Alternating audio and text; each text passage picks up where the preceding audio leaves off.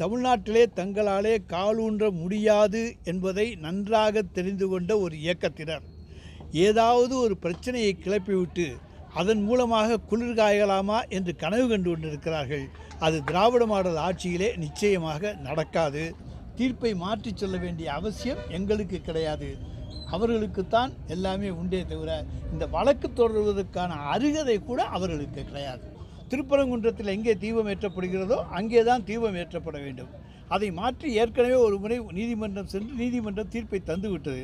திருப்பி எதற்காக? அன்றைக்கு அந்த நீதிமன்றம் தீர்ப்பு தந்திருந்தால் அதை அமுல்படுத்துங்கள் என்றல்லவா இவர்கள் போயிருக்க வேண்டும். அதை விட்டுவிட்டு புதிய கோரிக்கையோடு மீண்டும் அதே கோரிக்கையோடு செல்லுகிறார்கள் என்று சொன்னாலே அண்ணாமலையுடைய பொய் முகம் தெரியும். ஒட்டுமொத்த இந்துக்கள், அதாவது தமிழ்நாட்டை பொறுத்த வரைக்கும் தமிழர்கள், அவர்களுடைய உணர்வு என்பது காலங்காலமாக எந்த இடத்தில் தீபம் ஏற்றப்பட்டதோ அந்த இடத்தில் தீபம் ஏற்றப்படுவதிலே இதுவரை யாரும் ஆட்சேபனை தெரிவித்ததாக வரலாறு கிடையாது. 2011 முதலாக என்ன ஒரு RSS இயக்கத்தைச் சேர்ந்த ஒரு பிரமுகர் அன்றைய அண்ணா திராவிட முன்னேற்றக் கழக ஆட்சியிலே இந்த இடத்திலே ஏற்றக்கூடாது, அங்கே ஒரு மசூதி இருக்கிறது, அதுக்கு பக்கத்திலே ஒரு சர்வே கல் இருக்கிறது, அந்த சர்வே கல்லிலே போய் தீபம் ஏற்ற வேண்டும் என்கின்ற கோரிக்கையை முன்வைத்து ஒரு வழக்கு தொடர்கிறார். தனி நீதிபதி அந்த வழக்கை தள்ளுபடி செய்து எப்போதும் போல் மக்கள் என்றைக்கும் திருப்பரங்குன்றத்திலே எந்த இடத்திலே தீபம் யாரால் ஏற்றப்படுகிறதோ அவர்களுடன் ஏற்றப்பட வேண்டும் என்ற தீர்ப்பை 2017 தனி நீதிபதி தருகிறார். அதன் பிறகு அது திருமதி நீதியரசு பவானி சுப்ராயன் அண்டு கோவிந்தராஜர் அவர்களுடைய அமர்வுக்கு மேல்முறையீடு வருகிறது. அந்த மேல்முறையீடு 2017 தீர்ப்பு தரப்படுகிறது. அப்பொழுது தமிழகத்தினுடைய முதலமைச்சராக இருந்தவர், தான் முதலமைச்சர் என்பதையே மறந்துவிட்ட மருதிசாமி பழனிசாமி தான் முதலமைச்சராக இருந்தார்.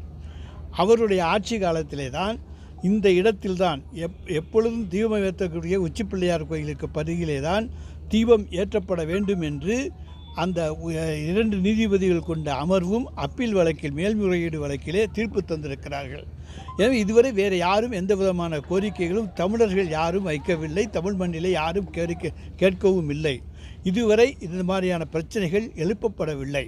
ஆனால் தமிழ்நாட்டிலே தங்களாலே காலூன்ற முடியாது என்பதை நன்றாக தெரிந்து கொண்ட ஒரு இயக்கத்தினர் ஏதாவது ஒரு பிரச்சனையை கிளப்பிவிட்டு அதன் மூலமாக குளிர்காயலாமா என்று கனவு கண்டு கொண்டிருக்கிறார்கள். அது திராவிட மாடல் ஆட்சியிலே நிச்சயமாக நடக்காது. ஏனென்று சொன்னால் தமிழர்கள் அத்தனை பேருக்கும் தெரியும், எந்த இடத்தில் இத்தனை காலமாக ஏற்றப்பட்டிருக்கிறதோ அதே இடத்திலே நாங்கள் ஏற்றுகிறோம். மக்களுடைய உரிமைக்காக இந்த அரசு போராடுகிறதை தவிர நாங்கள் வேறு எதையுமே செய்யவில்லை. எங்களுக்கு எந்த இடத்துல ஏற்றினார் என்றால் எப்பொழுதும் ஏற்றப்படுகின்ற இடத்தில் ஏற்றப்பட வேண்டும். பழக்க வழக்கங்கள், கலாச்சாரங்கள் இவையெல்லாம் மாற்றப்படக்கூடாது என்பதுதான் இந்த அரசினுடைய நோக்கம்.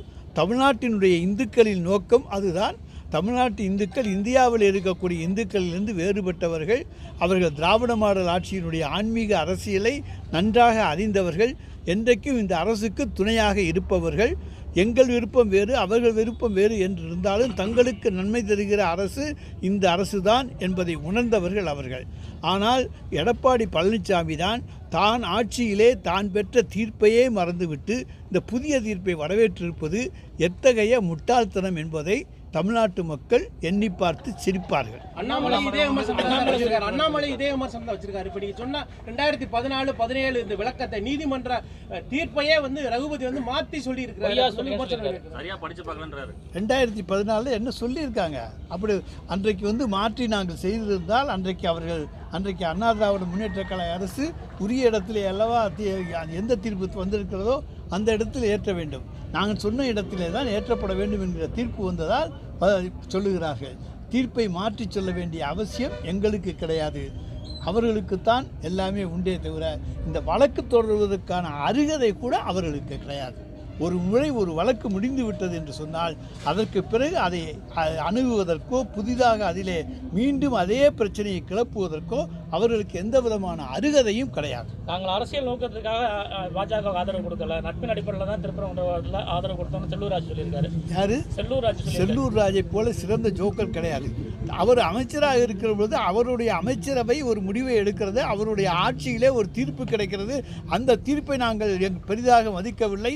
நாங்கள் காப்பாற்றிய தீர்ப்பை நாங்கள் கடைப்பிடிக்க மாட்டோம். அதற்கு பதிலாக நட்புக்காக போய் அவர்களுக்கு கொத்தடிமையாக சாசனம் எழுதி கொடுத்திருக்கின்ற காரணத்தாலே நாங்கள் அந்த கொத்தடிமையாக இருப்பதைத்தான் விரும்புகிறோம் என்று சொன்னால் அதை பற்றி எங்களுக்கு கவலை இல்லை. தமிழக மக்கள் அவர்களை நன்றாக புரிந்து கொண்டிருக்கிறார்கள்.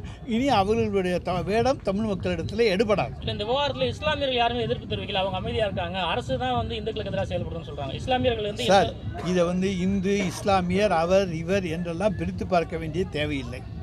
ஒரே நிலை. எந்த இடத்துல இத்தனை காலமாக திருவண்ணாமலையில் எந்த இடத்தில் தீபம் ஏற்றப்படுகிறதோ அங்கே தான் ஏற்றப்பட வேண்டும். திருப்பரங்குன்றத்தில் எங்கே தீபம் ஏற்றப்படுகிறதோ அங்கே தான் தீபம் ஏற்றப்பட வேண்டும். அதை மாற்றி ஏற்கனவே ஒரு முறை நீதிமன்றம் சென்று நீதிமன்றம் தீர்ப்பை தந்துவிட்டது. திருப்பி எதற்காக? அன்றைக்கு அந்த நீதிமன்றம் தீர்ப்பு தந்திருந்தால் அதை அமுல்படுத்துங்கள் என்றல்லவா இவர்கள் போயிருக்க வேண்டும். அதை விட்டுவிட்டு புதிய கோரிக்கையோடு மீண்டும் அதே கோரிக்கையோடு செல்லுகிறார்கள் என்று சொன்னாலே அண்ணாமலையுடைய பொய் முகம் தெரியும். உச்சநீதிமன்றத்தில் உங்களுக்கு நம்பிக்கை இருக்கா சார்? பொய் முகம் தெரியும் என்று சொல்லிவிட்டோம். நாங்கள் ஏற்கனவே இருக்கிற தீர்ப்பு அதை மாற்றி இனிமேல் சொல்கிறதுக்கான வாய்ப்புகள் கிடையாது. ஏற்கனவே இந்த இடத்துல ஏற்றப்பட வேண்டும் என்று சொல்லியிருக்காங்க. அங்கே இருக்கக்கூடிய அவர்கள் காண்பிக்கின்ற அந்த இடம் ஒரு சர்வேக்கள், தமிழக அரசு நடத்திருக்கிற சர்வேக்கள். அதனால தான் நாங்கள் நிச்சயமாக எங்களுக்கு எந்த இடத்துல போனாலும் நிச்சயமான பாதிப்பு என்பது இந்த அரசுக்கு நிச்சயம் வராது. நாங்கள் சட்டத்தை மதிப்பவர்கள். நாங்கள் ஏற்கனவே கொடுத்த தீர்ப்பை நாங்கள் மதிக்கின்றோம். இவர்கள் அந்த தீர்ப்பை மதிக்க வேண்டியதானே?